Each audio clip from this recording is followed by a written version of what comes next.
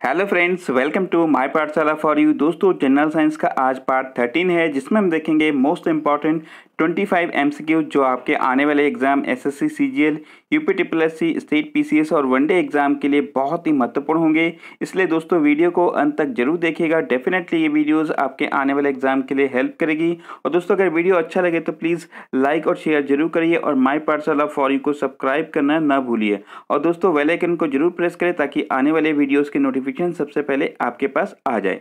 चलिए स्टार्ट करते हैं आज का सेशन। और आज का पहला क्वेश्चन यहाँ पे है, कौन सा एक क्लोरीन का सही इलेक्ट्रॉनिक विन्यास है। तो देखिए, इलेक्ट्रॉनिक विन्यास की अगर हम बात करें तो देखिए क्लोरीन का सही इलेक्ट्रॉनिक विन्यास क्या है। तो यहाँ पे है ऑप्शन नंबर सी, यहाँ पे करेक्ट हो जाएगा 287 इसका सही इलेक्ट्रॉनिक विन्यास हो जाएगा।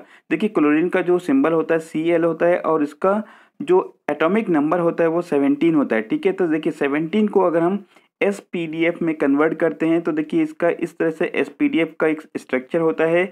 और देखिए इसको अगर इसमें इलेक्ट्रॉनिक विन्यास करते हैं तो इस तरह से ये आता है। ठीक है, तो देखिए यहाँ पे 1 1 को इकट्ठा करते हैं तो 1 में केवल क्या है, 2 इलेक्ट्रॉन है। और 2 में क्या है, तो यहाँ पे ये 2 और ये 6 तो 8 हो जाएगा। ठीक है, और यहाँ पे कितना हो जाएगा, ये 7। तो 287 ये एक तरह का क्लोरीन का इलेक्ट्रॉनिक विन्यास हो जाता है। देखिए आपको इंपॉर्टेंट चीज़ आप ध्यान रखेंगे, कई बार ये भी पूछा जाता है। देखिए जो S है, S सेल में कितने होते हैं, ये 2 इलेक्ट्रॉन होते हैं। और P में मैक्सिमम 6 हो सकते हैं और D में 10 हो सकते हैं और F में 14 होते हैं। ठीक है, तो ये इंपॉर्टेंट चीज़ें हैं, कुछ ध्यान रखेंगे। चलिए अगला क्वेश्चन यहाँ पे हम देखते हैं, सीवी रमन को किस कार्य के लिए नोबेल पुरस्कार मिला था। तो देखिए सीवी रमन को उनके नाम से ही एक जो है प्रभाव था, जो रमन प्रभाव। ठीक है, और रमन प्रभाव के लिए ही उनको नोबेल पुरस्कार दिया गया था। और इसके अलावा देखिए कि रमन प्रभाव होता क्या है। तो देखिए जब किसी पदार्थ पर फोटोन आपतित करते हैं तो इस पदार्थ से टकराकर ये फोटोन प्रकीर्णित हो जाते हैं, इनकी चारों तरफ बिखर जाते हैं, अर्थात ये फोटोन अलग अलग दिशाओं में फैल जाते हैं। और इसको ही क्या कहते हैं, रमन प्रभाव कहते हैं। और देखिए कि इस तरह से देखा गया कि जो प्रकीर्णन के फील्ड में उन्होंने जो काम किया उसके लिए ही उनको ये नोबेल पुरस्कार मिला था, सीवी रमन को। ठीक है, चलिए अगला क्वेश्चन देखते हैं, साइकिल चलाने वाला मोड़ लेते समय क्यों झुकता है, यानी कि क्यों झुक जाता है। तो देखिए इसका इस तरह की जो प्रैक्टिकल हमारे अनुभव होते हैं, जो हमारे आम जनजीवन में कुछ ऐसी साइंस की चीज़ें होती है जो कई बार एग्जाम में पूछे जाते हैं कि इनकी इसका यूटिलाइजेशन पूछा जाता है। ठीक है, तो देखिए आप इसका राइट आंसर हो जाएगा ऑप्शन नंबर ए, यानी कि गुरुत्व केंद्र के आधार जो हम देखते हैं कि वो एक तरह से गुरुत्व केंद्र आधार के अंदर बना रहे ताकि उसको गिरने से बचाए। तो देखिए इस तरह के बहुत सारे एग्जाम्पल आपको देखने को मिलता है। जैसे पानी उठाते समय हम एक तरफ झुक जाते हैं, जैसे पीसा का मीनार हो गया। तो इन सारी चीज़ें का जो है यही एक एग्जाम्पल है कि यानी कि वहाँ पे गुरुत्व केंद्र आधार के अंदर बना रहे ताकि वो चीज़ गिरने से बचे या जो है कोई चीज़ जो है टूटने से बचे, जैसे पीसा का मीनार हो गया। ठीक है, चलिए अगला क्वेश्चन देखते हैं, टाइटेनियम ऑक्साइड का उपयोग निम्न में से किसके उद्देश्य के लिए किया जाता है। तो देखिए टाइटेनियम ऑक्साइड जिसको हम डेटा स्टोरेज में, फेस पाउडर और वाइट पेंट, इन सारे चीज़ों में किया जाता है। इनके ऑप्शन नंबर डी हमारा यहाँ पे करेक्ट हो जाएगा। ठीक है, देखिए कि इसमें जो टाइटेनियम ऑक्साइड, इसमें हम देखते हैं डेटा स्टोरेज, फेस पाउडर और बहुत सारी ऐसी चीज़ों में इसका प्रयोग किया जाता है। अगला क्वेश्चन देखते हैं, कौन सा जीव यानी कि ऑर्गेनिज्म नाइट्रेट्स को नाइट्रोजन में परिवर्तित करता है। तो देखिए इसका राइट आंसर क्या है, ऑप्शन नंबर डी यहाँ पे राइजोबियम इसका राइट आंसर हो जाएगा। ऑप्शन नंबर यहाँ पे डी करेक्ट हो जाएगा। देखिए राइजोबियम क्या होता है, देखिए जो नाइट्रोजन हमने देखा है कि जितनी भी दलहनी फसलें होती हैं उनकी जड़ों में हम देखते हैं गांठ होती पाई जाती है।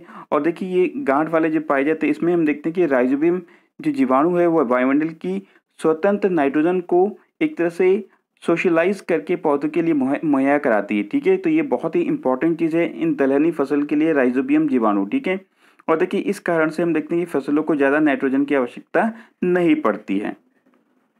अगला क्वेश्चन देखते हैं, फूल की कलियों से प्राप्त होने वाला मसाला कौन सा है।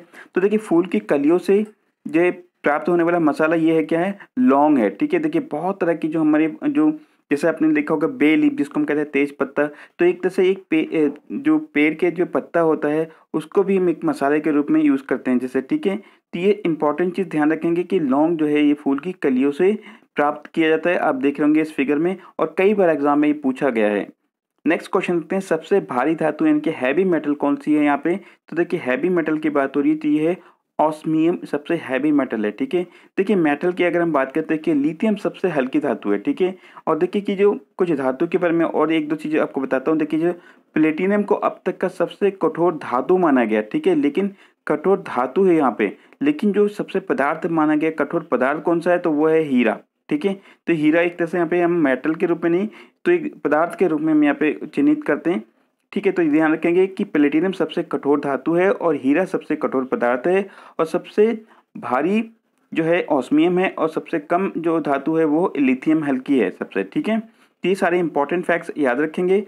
अगला क्वेश्चन देखते हैं, सरीसृप को एक सरीसृप कौन बनाता है, इनकी जो सरीसृप वर्ग है उसमें क्या खासियत है उसका। तो देखिए इसमें एक खासियत क्या होती है कि वो अंडे देते हैं, ठीक है। तो देखिए अगर अंडे देती है तो इसमें एक तरह से कि वो इसकी एक क्वालिटी होती है, इसमें एक गुण होता है, ठीक है। देखिए सरीसृप जो वर्ग होते हैं इन प्राणियों में क्या होता है, देखिए इनकी त्वचा जो है कठोर है होता है, ठीक है। आपने देखा होगा गिरगिट हो गया, मगरमच्छ, ठीक है, इन सारी चीज़ में। और ये शुष्क जो है तराजू और ज़्यादातर प्रतिकृति के साथ कवर हो जाती है, इनकी जो है एक तरह से वो अलग अलग रंग के हो जाते हैं, ठीक है। वे जानवर जो ठंडे खून वाले होते हैं वे अपने आप लगातार शरीर का तापमान जो है बनाए नहीं रखते हैं, ठीक है। इनकी देखिए कि इसमें जो है टेम्परेचर बनाए के नहीं रखते, इसलिए जो उनकी स्किन होती है वो उसको इन सारी चीज़ में मदद करती है, ठीक है। देखिए उन्हें अपने शरीर को गर्म करने के लिए धूप में और अपने अंडे देने के लिए जो है यहाँ पे धूप में जाने पड़ते हैं, ठीक है। तो देखिए कि जैसे कि आपने देखा होगा कि मगरमच्छ कई बार देखा होगा कि ये जो ज़मीन के ऊपर आ जाती हैं और वो धूप सेकने लगते हैं, जैसे गिरगिट वगैरह, ये सारी चीज़ सरीसृप वर्ग के यानी कि जो रेंगने वाले जो जीव हैं, ठीक है। अगला क्वेश्चन यहाँ पे हम देखते हैं, अगला क्वेश्चन यहाँ पे है कि कौन सा रोग और उससे प्रभावित भाग के सही मेल। तो यहाँ पे हमें बताना कि एक रोग है और उससे प्रभावित जो है कौन सा अंग है वो सही मेल यहाँ पे है। तो देखिए इसका राइट आंसर होगा ऑप्शन नंबर डी, यानी कि निमोनिया हमारे फेफड़े यानी लंग्स को जो है प्रभावित करते हैं, ठीक है। पिछले कक्षा में मैंने ये बताया था कि जो है कौन कौन सा रोग होते हैं और वो हमारी कौन कौन से अंग को प्रभावित करते हैं। और दोस्तों मैं आपको बता दूं इससे पहले मैंने 1 से 12 पार्ट बनाए हैं, आप लोग जरूर देखिएगा। डेफिनेटली ये सारे वीडियोस आपके एग्जाम के लिए बहुत ही इंपॉर्टेंट होगी, ठीक है। पूरी कंप्लीट सीरीज देखिएगा। देखिए यहाँ पे 25 क्वेश्चन मैं लेता हूँ, लेकिन इसमें एटलीस्ट 50 से 60 क्वेश्चन और इन्फॉर्मेशन आपको कवर होती है, ठीक है। और देखिए यहाँ पे एक चीज़ यहाँ पे आपको देखा होगा कि ऑप्शन नंबर सी में क्या है, मेनिंजाइटिस है, ठीक है। देखिए मेनिंजाइटिस एक दिमागी बुखार होता है और ये बहुत ही इंपॉर्टेंट है, कई बार पूछा गया है। अगला क्वेश्चन देखते हैं, निम्न में से किसे कोशिकाओं के सुसाइड बैग के रूप में जाना जाता है। तो देखिए यहाँ पे जो कोशिकाओं का सुसाइड बैग ये लाइसोसोम को कहा जाता है, ठीक है। और देखिए ये बहुत ही शक्तिशाली पाचन एंजाइम होते हैं, और देखे होंगे इसका फिगर। अगला क्वेश्चन यहाँ पे हम देखते हैं कि किसी मापक यंत्र के जरिए मापा जा सकने वाला छोटा से छोटा मान उस मापक यंत्र का क्या कहलाता है। तो देखिए एक तरह की एक डेफिनेशन है, और ये किसकी डेफिनेशन है, तो ये अल्पतमांक यानी कि अल्प माप जो है हम किस चीज़ से कर सकते हैं उसको क्या कहते हैं। एक तरह से हम देख सकते हैं किसी भी मापक यंत्र की सबसे छोटी इकाई है उसको क्या कहा जाता है, अल्पतमांक कहलाता है। और देखिए सबसे जब हम देखते हैं कि इसको यूज़ करने के छोटी से छोटी इकाई हम क्या यूज़ करते हैं, वर्नियर कैलिपर्स, ठीक है। और इसको लीस्ट अकाउंट भी बोलते हैं, ठीक है। और आपने 9th-10th में पढ़ा होगा वर्नियर कैलिपर्स के बारे में, इसका स्ट्रक्चर सारी चीज़ आपने अच्छे से ध्यान होगा आपको। अगला क्वेश्चन देखते हैं, कौन सा ईंधन यानी कि फ्यूल सबसे कम पर्यावरण को प्रदूषित करता है। तो देखिए इसका राइट आंसर हो जाएगा ऑप्शन नंबर डी, यानी कि हाइड्रोजन सबसे कम जो है ऐसा फ्यूल है जो हमारे पर्यावरण के लिए सबसे अधिक इंपॉर्टेंट है। इसका सिंबल 1 है, और ये हमारे आवर्त सारणी के प्रथम जो है वर्ग में इसमें रखा गया है, ठीक है। प्रथम स्थान इसको दिया गया है हाइड्रोजन को, ठीक है। अगला क्वेश्चन देखते हैं, ज्वेलर्स द्वारा किस धातु का उपयोग सोने और अन्य आभूषणों को भारी बनाने के लिए किया जाता है। तो देखिए इसका राइट आंसर यहाँ पे क्या हो जाएगा, ऑप्शन नंबर बी, यहाँ पे इरिडियम है, ठीक है। इरिडियम एक तरह से कि जो सोने के ज्वेलर्स द्वारा जो है सोने के आभूषणों में मिक्स किया जाता है और इससे ये भारी बन जाता है हमारे ज्वेलर्स, ठीक है, जो ज्वेलरी होती है। और देखिए इसका जो परमाणु भार होता है 191 है, और इसका परमाणु क्रमांक यानी कि जो एटॉमिक नंबर है वो 77 है, और ये एक तरह से एक रासायनिक तत्व है, फिगर में देख रहे होंगे। और इसको ज्वेलर्स द्वारा जो है सोने और जो आभूषणों में मिक्स किया जाता है। नेक्स्ट क्वेश्चन देखते हैं, उस विटामिन का नाम बताइए जो मस्तिष्क के स्वास्थ्य के लिए आवश्यक है।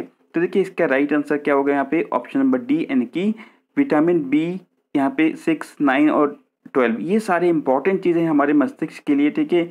और देखिए कि एक तरह से हम इसको क्या कहा जाता है कि मस्तिष्क का विटामिन के रूप में भी इनको जाना जाता है, 6, 9 और 12, ठीक है। ये इंपॉर्टेंट चीज़ें हमारे मस्तिष्क के लिए। नेक्स्ट क्वेश्चन है, यदि कोई व्यक्ति किसी वस्तु को स्पष्ट रूप से देख सकता है जब उसे उससे लगभग 25 सेंटीमीटर दूरी रखा जाता है दूरी पर, तो वह पीड़ित है। तो हमें बताना कि अगर देखो अगर इस तरह की सिचुएशन होती है कि वो व्यक्ति अगर 25 सेंटीमीटर की दूरी से कोई चीज़ को अच्छे से देख सकता है, स्पष्ट देख सकता है, तो उसको कौन सी बीमारी है? हाइपर मायोपिया हो गया, या हम कह सकते हैं कि निकट दृष्टि दोष, या हाइपर मायोपिया, या दृष्टि वैषम्य। तो देखिए इसका राइट आंसर क्या है? डी, यानी कि इसको कोई भी बीमारी नहीं है। अगर वो स्पष्ट दृष्टि की न्यूनतम दूरी जो होती है 25 सेंटीमीटर होती है, अगर वहाँ से वो स्पष्ट दिखाई देता है तो उसको कोई भी बीमारी नहीं है। ठीक है, अगला क्वेश्चन देखते हैं, एक जीन एक एंजाइम सिद्धांत किसने प्रतिपादित किया था? तो देखिए एक जीन एक एंजाइम ये प्रतिपादित किया था वीडल और टैटम ने ये प्रतिपादित किया था, इस सिद्धांत को उन्होंने दिया था। ठीक है, और देखिए यहाँ पे डार्विन ने क्या बताया था? डार्विन ने एक तरह से इवोल्यूशन की जो थ्योरी होती है, थ्योरी ऑफ इवोल्यूशन, ये बताया था डार्विन ने। बहुत ही इंपॉर्टेंट है, कई बार एग्जाम में पूछे भी गए हैं। अगला क्वेश्चन देखते हैं, क्षार धातु यानी कि एल्कली मेटल को आवर्त सारणी के किस समूह में रखा गया है? तो देखिए एल्कली समूह को हम देखें 1A में रखा गया। ऑप्शन नंबर यहाँ पे बी हमारा करेक्ट हो जाएगा। देखिए कि क्षार धातु में कौन कौन सी चीज़ें आती हैं?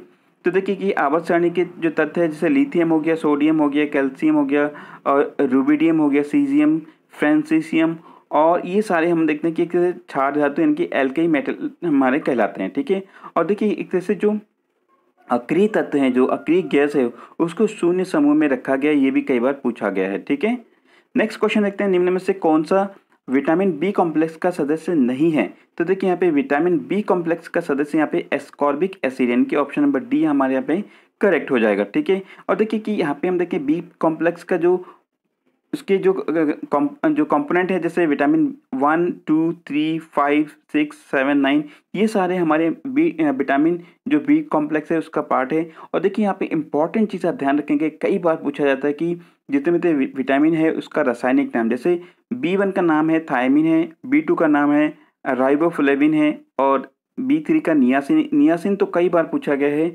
और B5 का है पेंटोथेनिक एसिड। ठीक है, तो ये सारे विटामिन के रासायनिक नाम आप जरूर याद रखेंगे, एग्जाम पॉइंट ऑफ व्यू से बहुत ही इंपॉर्टेंट है।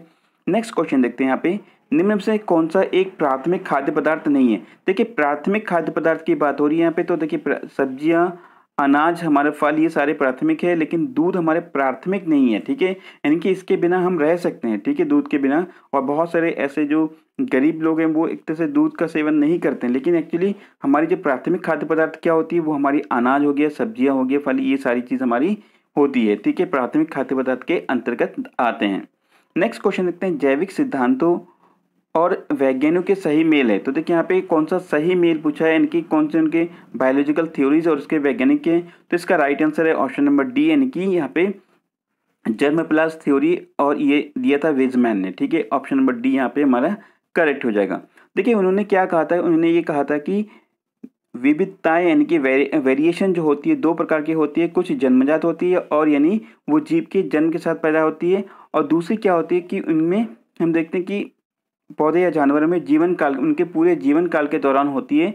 और ये दो चीज़ उन्होंने बताया था कि वेरिएशन के बारे में। ठीक है, तो इसको उन्होंने ये वेजमैन ने बताया था कि दो प्रकार की विविधता यानी कि वेरिएशन होती है। ठीक है, एक जन्म के साथ होती है, और एक पूरे पेड़ पौधे या जीव जानवर उनके जीवन काल के दौरान होती है। ठीक है, दो प्रकार की वेरिएशन।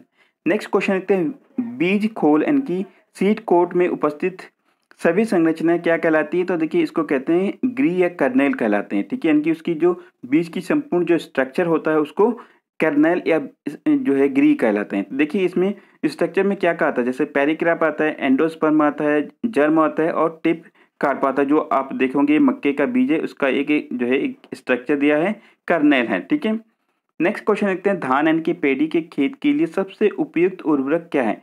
देखिए सबसे उपयोगी जो उर्वरक है वो है क्या है, सहजीवी या असहजीवी साइनोबैक्टीरिया है। ठीक है, ऑप्शन नंबर बी यहाँ पे हमारा करेक्ट हो जाएगा। तो ये धान की खेती के लिए जैसे जैसे छिछले पानी हो जाता है वहाँ पे देखा हमें काई तरह की जम जाती है, तो ये सहजीवी एक तरह की इस तरह की काई और ये सारी चीज़ें होती हैं। अगला क्वेश्चन देखते हैं, अमोनियम क्लोराइड का जलीय विलयन क्या होता है? तो देखिए अमोनियम क्लोराइड का जलीय विलयन एक क्षारीय होता है। ऑप्शन नंबर बी यहाँ पे हमारा करेक्ट हो जाएगा। देखिए इस तरह के अलग अलग जो जलीय विलयन होते हैं उस तरह के क्वेश्चन इसमें पूछा जाता है कि जो है ये क्षार है कि ये उदासीन है कि ये जो एसिडिक है। ठीक है, इस तरह के क्वेश्चन जरूर पूछे जाते हैं। अगला क्वेश्चन यहाँ पे देखते हैं, मानव शरीर में कौन सी ग्रंथि उत्तेजना से संबंधित है? तो देखिए उत्तेजना से संबंधित कौन सी है? अधिब्रक यानी कि एड्रेनल ग्रंथि है। ऑप्शन नंबर सी यहाँ पे करेक्ट हो जाएगा। देखिए एड्रेनल ग्रंथि जो केशुरे की जीभ यानी कि जिसमें रीढ़ की हड्डी पाई जाती है उसमें होती है, ठीक है, और ये है एक अंतःस्रावी ग्रंथि होती है, अधिब्रक की ग्रंथि, ठीक है, और यह ब्रेक के ऊपर स्थित होता है और इसका मुख्य कारण क्या होता है कि तनाव की स्थिति में हार्मोन को निकालना इसका मेन काम होता है। और आज का लास्ट क्वेश्चन है, वॉटनी शब्द की उत्पत्ति किस भाषा से हुई थी? देखिए वॉटनी शब्द की जो उत्पत्ति हुई थी यहाँ पे ये ग्रीक भाषा से हुई थी। ऑप्शन नंबर ए यहाँ पर हमारा करेक्ट हो जाएगा।